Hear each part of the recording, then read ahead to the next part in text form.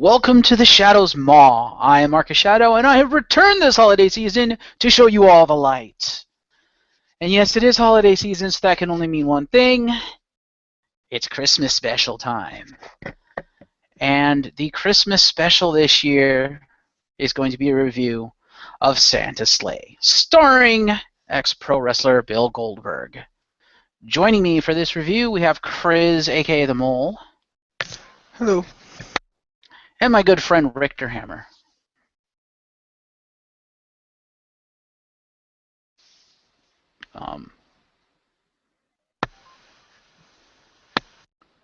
Hello, Richter.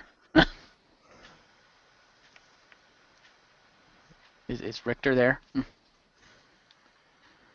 I think we lost him. That sucks.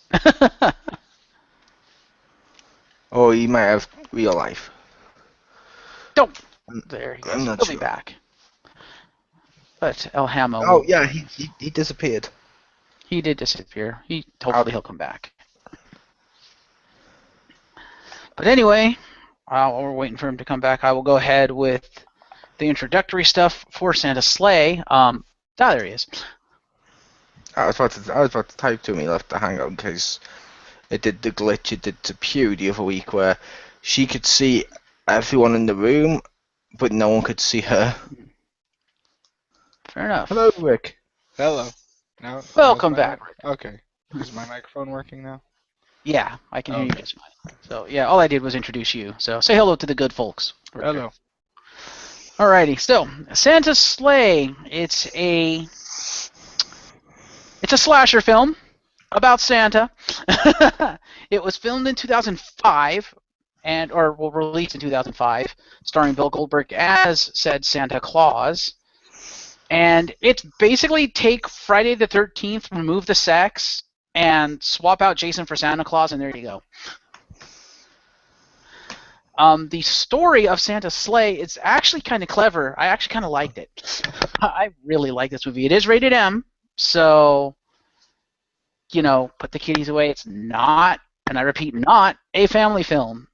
To be fair, it's not a slasher film. He kind of is. No, it kind of is, but the director always intended it to be a comedy. Fair A enough. slasher film implies horror. This was deliberately meant to be a comedy.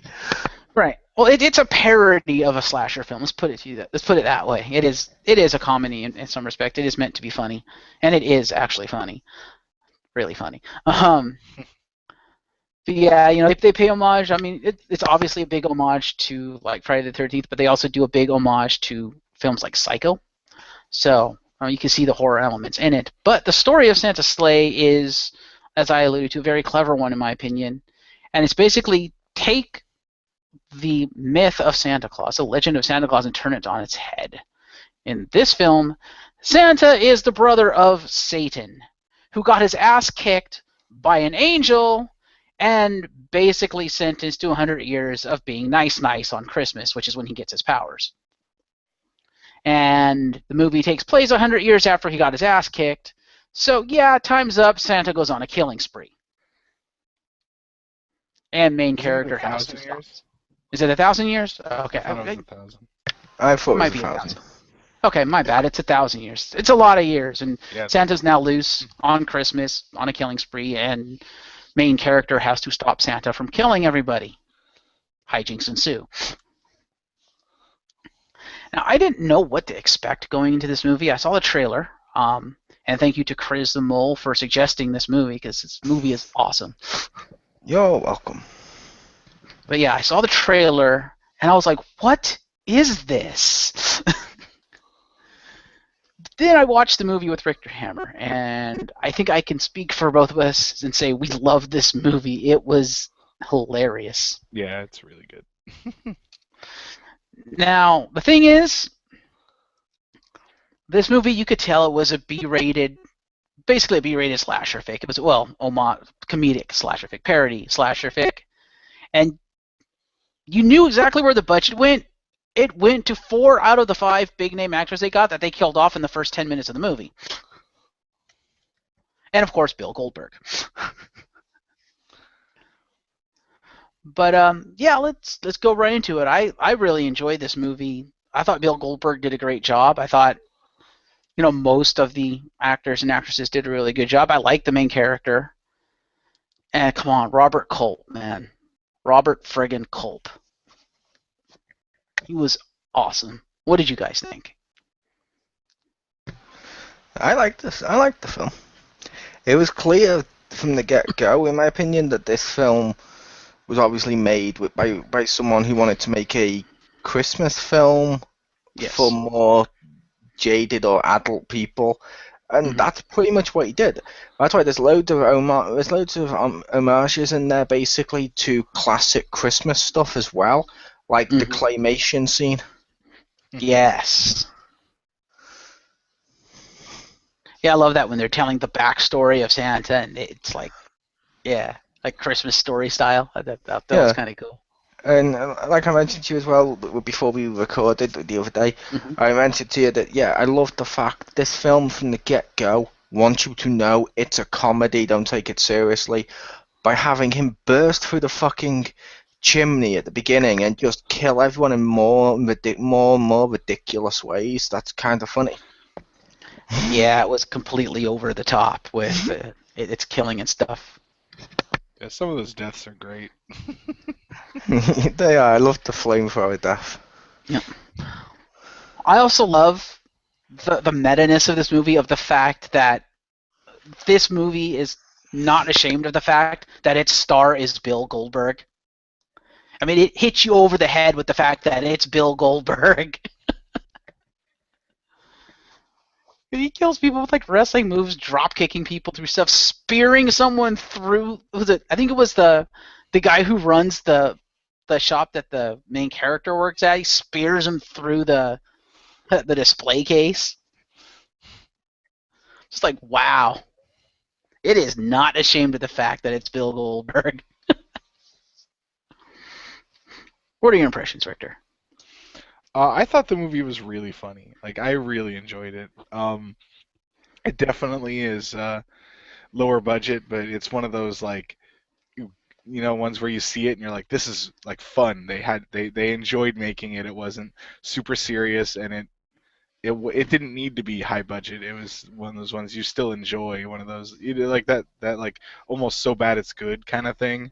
Like it's part of the charm of it is that it's low budget, and that they were just like, hey, this is funny. Let's just do this. Yes. Well, I will admit I will admit they filmed it in. I can't remember how many days they said they filmed it in now, but they said a while back that they filmed it in so many days, or whatever, with like a really tight budget after they got their stars and stuff.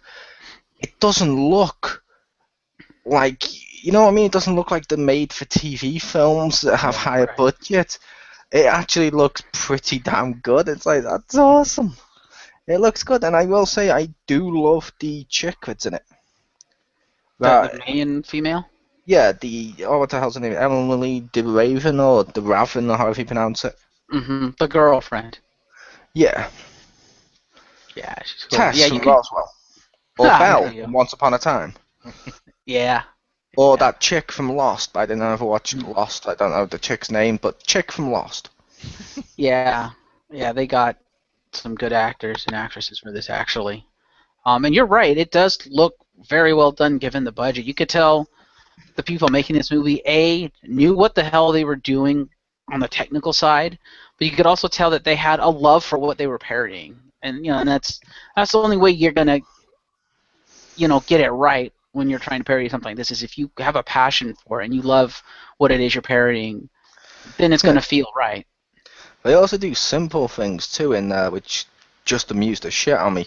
Like the stripper scene is fucking hilarious. The strip club.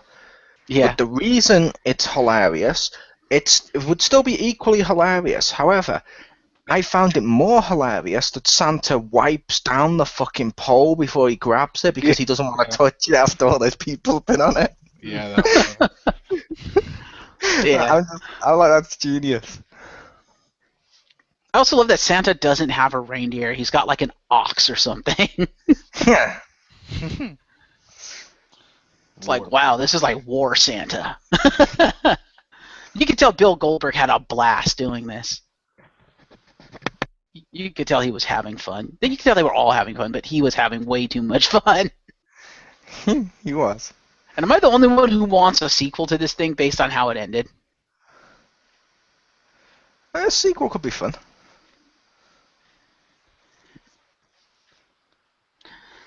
Yeah, I really like the ending.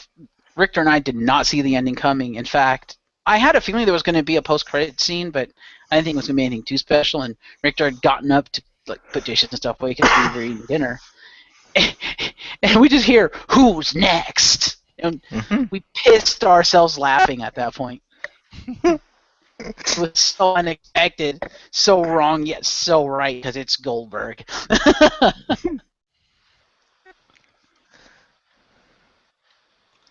But yeah, there's not really much to say about Santa's Slay. It's a fun movie. It's not got really high ratings for obvious reasons. But I encourage. What's that? To be fair, it hasn't got many high ratings, but it doesn't have many low ratings either. It was one of those films that, like I pointed out to you at the time, almost went completely under the radar. Yeah. Because it was that smaller budget. It was like they didn't even acknowledge it. A lot of the critics didn't even acknowledge it. I'm like, it's pretty intelligent. Like, I'm sorry, my favorite death in this entire film was Grandpa got run over by a reindeer. Yeah. I mean, the whole setup, and then that's the joke. He just comes out with a one line of, "Oh, Grandpa got run over by a reindeer." It's like, it's fucking hilarious. You sometimes get one-liners from people like that in these types of films, either comedies or slashers, whatever you want to call them, or comedy horrors or whatever. And sometimes they seem really forced. That one just felt so fucking perfect. Yeah. Bitch, get out of the And way. you kind of knew it was coming too. Yeah. That was an awesome one. I love that one. Bitch, get out of the way. Yeah, like I But said, yeah, I encourage. I still love the ice rink as well, where he explains about the different time zones and stuff, and I love the, I'm Santa Claus, I'm fucking Dracula.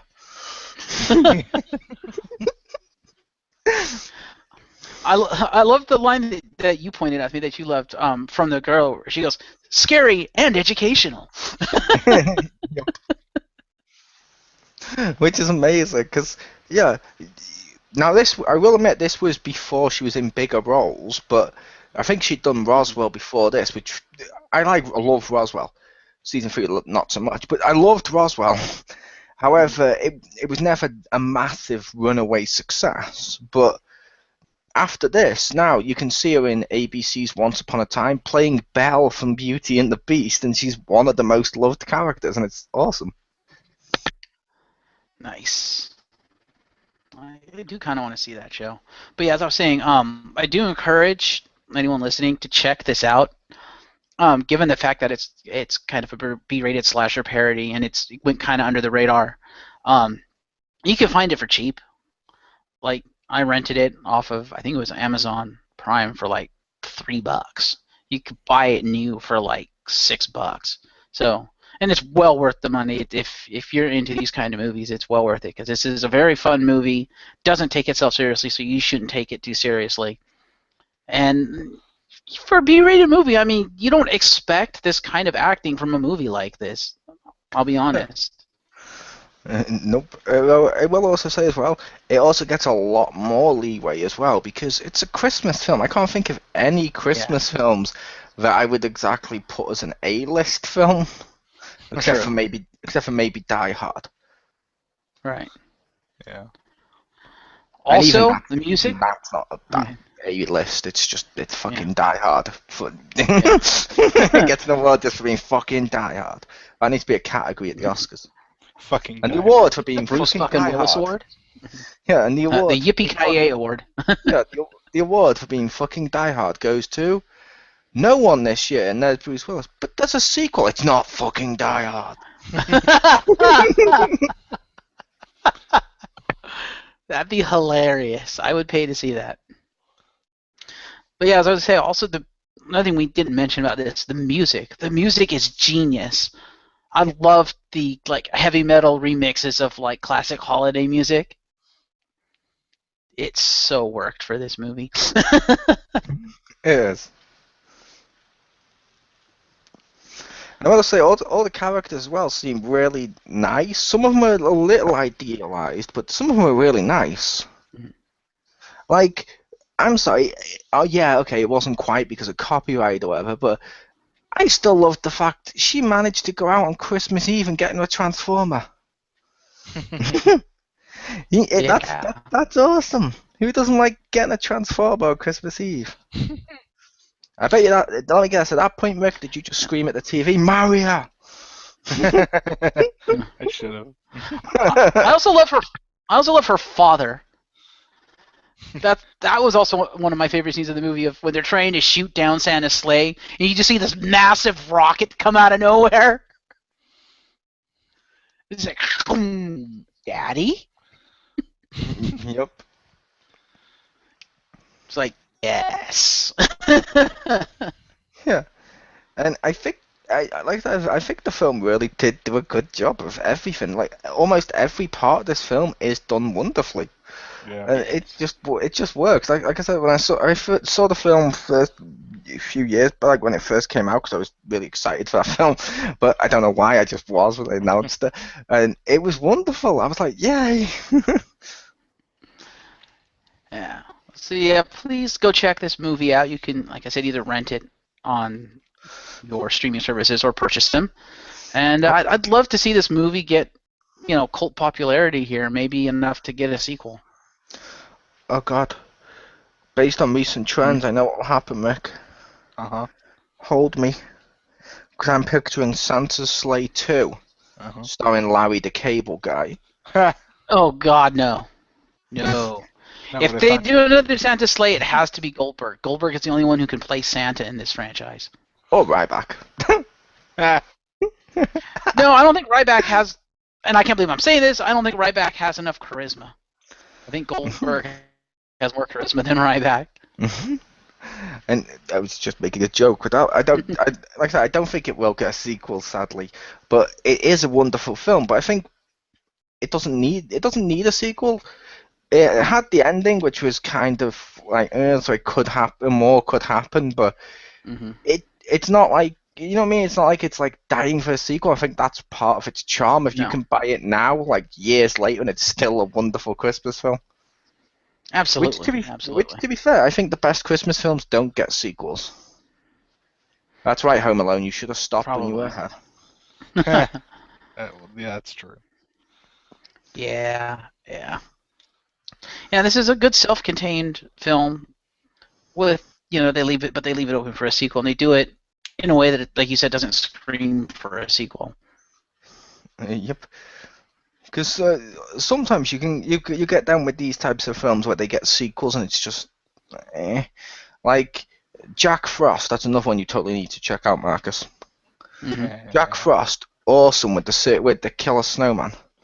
The sequel, they went to this hot place. It's all ridiculous, and he has like snowball babies, which the snowball babies are cute and adorable and awesome, and some stuff in it does work, but it just feels stupid compared to the first one.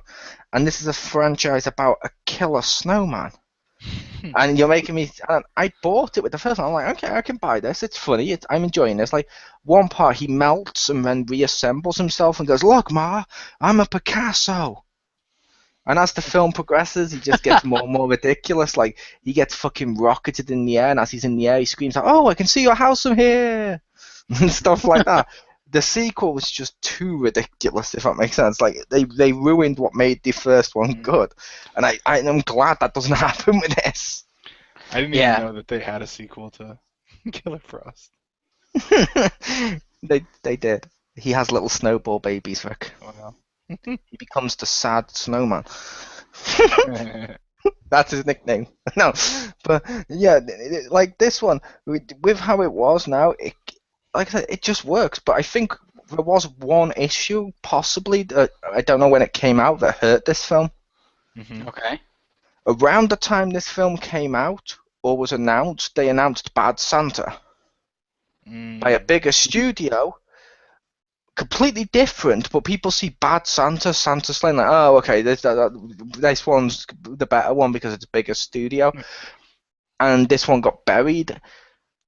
And I'm like, no, because this is better. I'll be honest, I watched Bad Santa, did not enjoy it. I was like, parts of it were kind of funny, but it didn't live up to the hype, if that makes sense. But whereas this one was like, it worked. Every part of it worked. And I'm sad the other one took off and this one didn't. Mm-hmm. But you sometimes get that. Like, ironically, more people have heard of, what was it, Michael Keaton, or whoever the fuck it was, when he got respawned as a person as Jack Frost the Snowman, and less people have heard of Rapey Snowman who rapes a woman to death with his carrot as a penis. Gee, I can't imagine why. I know. Oh, you're being sarcastic. I see what you did.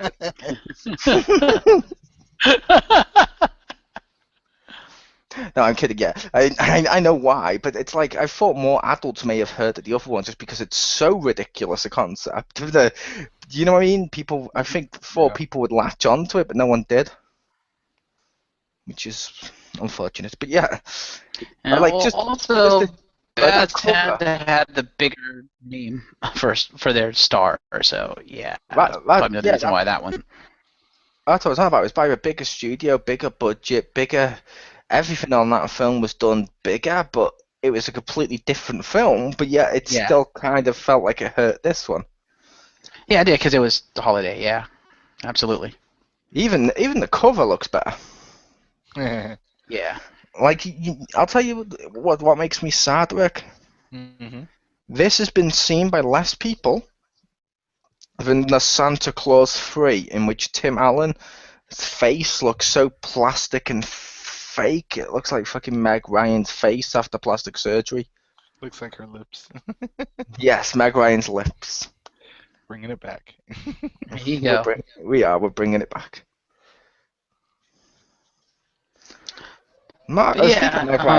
Speaking of Meg Ryan and her lips, Marcus, have you ever considered maybe stepping slightly out of your job description around the holidays and maybe do a mercy kill?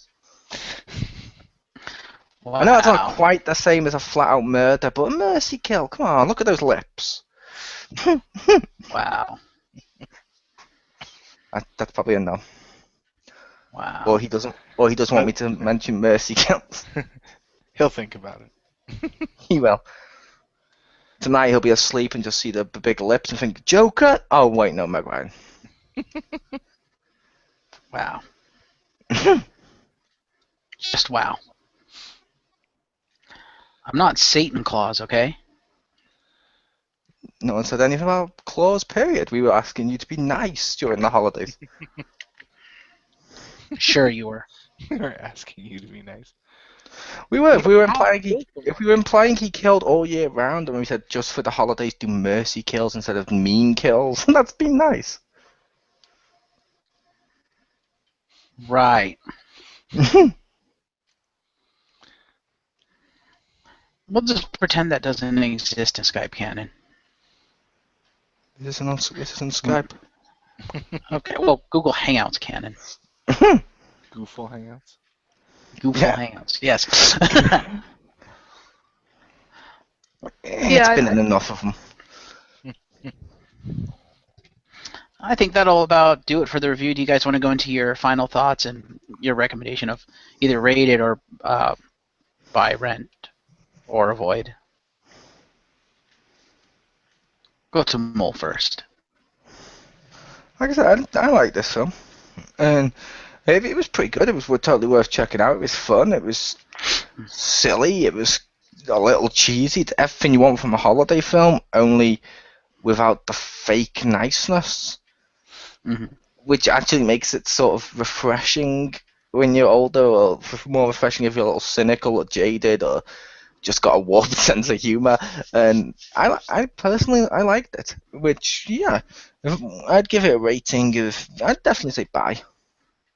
I mean, especially now, like, what, 6, 7 years after it came out, or however many fucking years it was.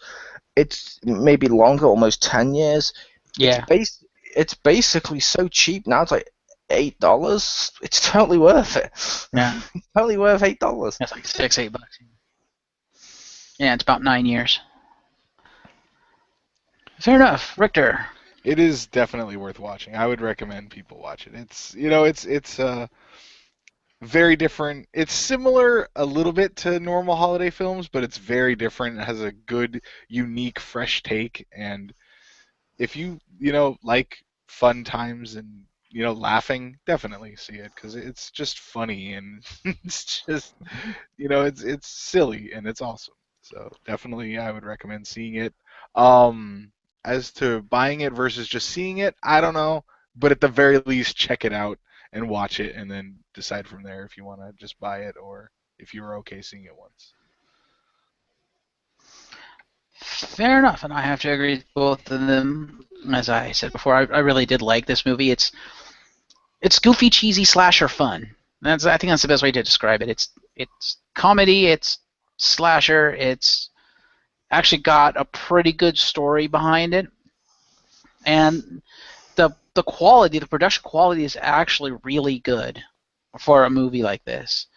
So I would say, unless you're like a fan of Bill Goldberg or you're a fan of these kinds of movies, I would say rent it, see if you like it, and if you like it, pick it up. If you're a fan of this stuff, and fan of Bill Goldberg, I'd say just go out and buy it. I'm planning to buy it.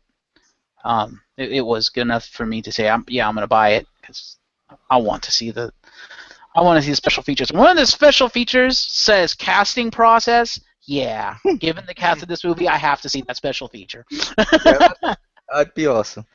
Although, are you not worried this film could be seen as Christian propaganda, i.e. Santa is the embodiment of all commercialism and they want to kill him, and saying that commercialism is killing the true spirit of Christmas? Could this film not be Christian propaganda? Nah, it's just fun. Yeah, I think you're looking too much into it, Chris. I was aware, that's why I read the joke of, no, I'm kidding. But yes, so that'll do it from the Shadows Maw for Santa's Sleigh. I was your host, Marcus Shadow. Thank you to Chriz the Mole and Richter Hammer for joining me. Well, thank you. Thank you. And join the Shadows Maw again this coming Saturday when I throw my hat in for DC Ember and I take on probably the most polarizing superhero film of our time, Man of Steel. Good night, everybody.